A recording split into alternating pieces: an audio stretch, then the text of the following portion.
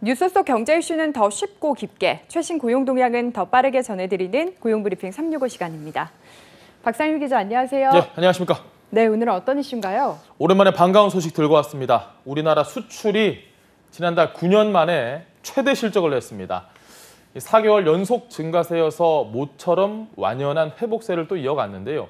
코로나19 확산에 따른 충격에서 세계 경제가 서서히 벗어나면서 앞으로가 조금 더 기대되는 상황이긴 하지만 변수 역시 만만치 않습니다. 이 하반기 경제 성장률 전망까지 오늘 이슈픽에서 다뤄보겠습니다. 네, 2월은 다른 달보다도 일수 자체가 적잖아요. 예. 그런데도 이런 좋은 성적을 기록을 했네요. 굉장히 정확하게 지적하셨습니다. 지난달은 조업일수가 3일이나 적었는데도 수출이 448억 달러를 기록해서 역대 2월 가운데 2위에 올랐습니다. 2012년 이후에 9년 만에 최대인데요. 일평균 수출액도 25% 넘게 오르면서 역대 2월 중 최고치입니다. 코로나19 악영향 속에서 거둔 성적이기 때문에 저희가 더 놀랍다고 표현을 하는 이유입니다. 네, 품목별로도 좀 살펴보고 싶은데요. 최근에 상승세를 타고 있는 반도체 그리고 자동차 역시 수출 성적이 좋았습니까? 실제 우리의 이 15대 주력 품목 가운데 플러스 성장한 품목 수는 4개월째 10개 이상을 기록을 하고 있습니다. 말씀하셨던 대로 이 수출 맏형이죠. 반도체가 이끌고 자동차가 밀었다, 이렇게 표현을 할 수 있을 것 같은데요. 공급난으로 지금 가격이 오르고 있는 반도체 수출이 13.2% 늘어서 8개월 연속 증가했습니다. 역대 2월 실적 가운데 2위를 기록했고 자동차도 47% 증가했습니다. 지난해 2월 코로나19 확산에 따른 이 중국산 부품 공급 차질의 기저효과도 중요하게 작용한 것으로 보입니다. 석유화학과 함께 신성장 동력 바이오 산업도 꽤나 선전했습니다. 네, 이 중에 자동차 같은 경우에는 한때 수출이 부진하다, 위기다 뭐 이런 이야기들이 많았잖아요. 예. 그런데 최근에는 회복세를 제대로 타고 있네요. 연초에 좀 분위기가 다릅니다. 지금 현대차, 기아차 업계에서는 연초부터 쾌재를 부르고 있는데요. 지난 2월뿐만 아니라 1월에도 내수 그리고 수출 모두 두 자릿수 상승률로 성장을 했기 때문입니다.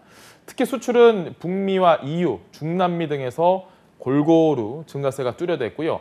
자, 이 가운데 SUV, 즉 스포츠 유틸리티 차량의 수출 비중이 전체의 71.7%로 대부분을 차지했습니다. 친환경 정책에 따른 전기차 수출도 지금 계속해서 증가세를 보이고 있습니다. 상쾌한 출발을 보인 자동차 산업은 올해도 이 수출 회복의 견인차 역할을 할 것으로 기분 좋은 전망이 나오고 있습니다. 네, 이야기해 주신 대로 이렇게 수출 상승세 앞으로도 계속 이어지면 좋겠는데 혹시 뭐 변수 같은 건 없겠습니까? 요즘 뉴스 보면 계속 나오는 백신, 이 백신의 답이 있습니다. 지금 백신 접종 지역별로 봐도 이 수출이 늘어난 지역별로 봐도 백신 효과가 확실한데요. 백신 접종으로 코로나19에 대한 공포가 줄어들수록 수출 증가폭은 그 반대로 커졌기 때문입니다.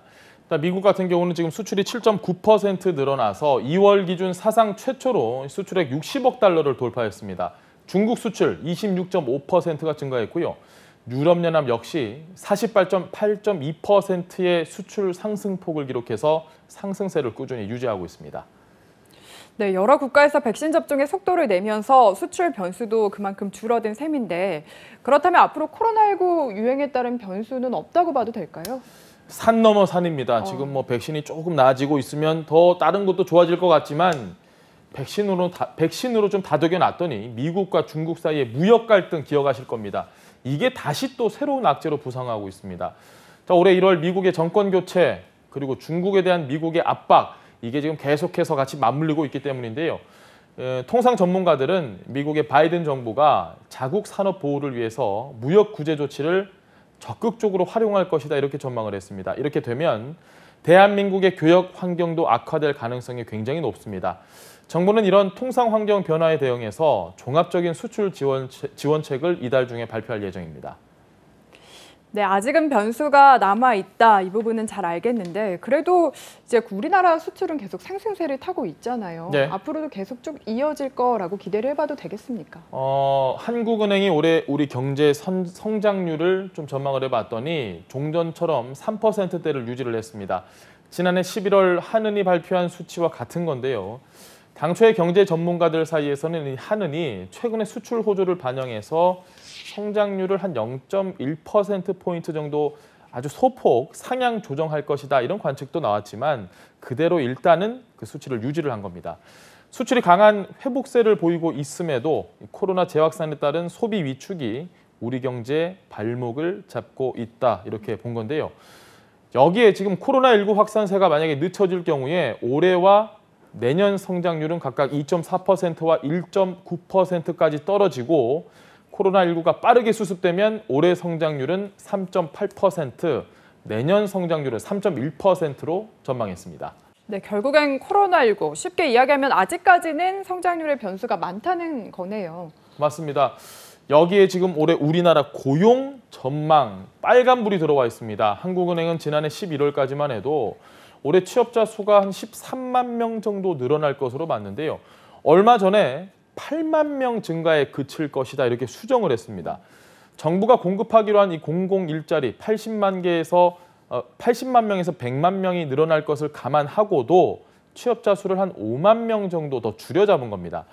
반면에 실업률 전망치는 3.8%에서 4%로 올려 잡았습니다.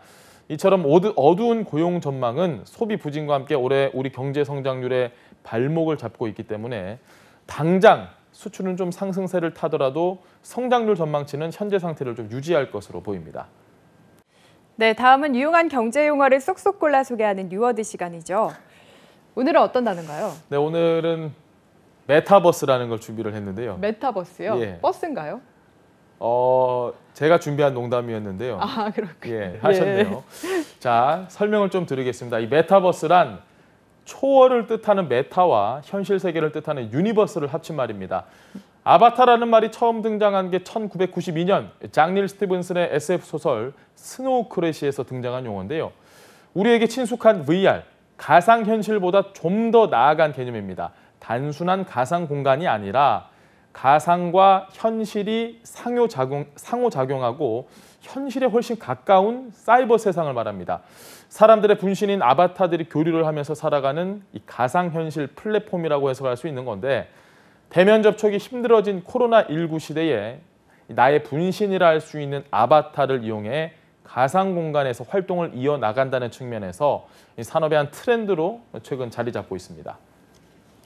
네, 보니까 얼마 전에 이런 메타버스 공간에서 입학식을 진행한 학교도 있더라고요. 순천향대학교에서 얼마 전에 국내 최초로 말씀하신 것처럼 메타버스를 이용해서 2021년 신입생 입학식을 치렀습니다. 지금 영상으로 보고 계실 텐데요. 대학 생활의 시작인 입학식과 오리엔테이션이 코로나19로 인해서 계속 축소되고 축소 진행되고 이렇게 하다 보니까 대학 교육 환경과 문화가 급격히 변화하는 상황에서 이거는 좀 변화를 줘야겠다. 학생들이 3차원의 메타버스 대학 캠퍼스에서 만나 소통할 수 있는 장을 만든 건데요. 그래서 굉장히 많은 화제를 모았습니다. 코로나19 이후 비대면과 온라인의 일상화는 새로운 산업을 발전시키고 또 그만큼 우리 산업 수출에도 큰 영향을 주고 있는데요. 전 국민 백신 접종으로 일상 회복은 물론 산업 회복도 순조롭게 진행되기를 바라봅니다. 오늘도 박상률 기자와 함께했습니다. 고맙습니다. 네, 감사합니다. 지금까지 고용브리핑 365였습니다.